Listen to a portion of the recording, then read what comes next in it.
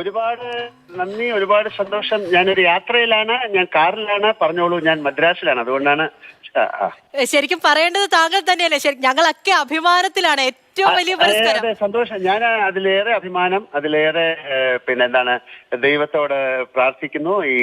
ഇങ്ങനെ ഒരു ഒരു വലിയൊരു അംഗീകാരം തന്ന ജൂറിയോടും ഇന്ത്യൻ ഗവൺമെന്റിനോടുള്ള എന്റെ നന്ദി ഞാൻ ഈ അവസരത്തിൽ അറിയിക്കുന്നു. എന്റെ പ്രേക്ഷകർക്ക്, അല്ലെങ്കിൽ എന്നോടൊപ്പം സഞ്ചരിച്ചിരുന്ന അല്ലെങ്കിൽ സഞ്ചരിക്കുന്ന, ഇനി സഞ്ചരിക്കാൻ പോകുന്ന എല്ലാവർക്കും, എന്റെ കുടുംബത്തിന്, എന്റെ സിനിമാ കുടുംബത്തിന്, എന്റെ പ്രേക്ഷകർക്ക്, എന്നെ ഇഷ്ടപ്പെടുന്ന എല്ലാവർക്കും ആയിട്ട് ഞാൻ ഈ സ്നേഹം, ഇതൊരു വലിയൊരു ഓണറാണ്, ഒരു വലിയ അംഗീകാരമാണ്.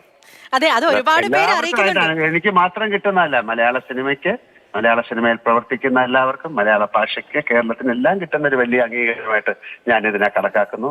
ഒരുപാട് സ്നേഹം, ഒരുപാട് പ്രാർത്ഥന. പ്രതീക്ഷിച്ചിരുന്നു എന്നൊരു ചോദ്യം വേണോ? അങ്ങനെ ഒരിക്കലും പ്രതീക്ഷിക്കാൻ പറ്റില്ല, ഒരിക്കലും പ്രതീക്ഷിക്കാൻ പറ്റാത്ത കാര്യം. പ്രതീക്ഷിക്കാതിരിക്കുമ്പോൾ സംഭവിക്കുമ്പോഴാണല്ലോ അതിനൊരു വലിയ വില ഉണ്ടാകുന്നത്.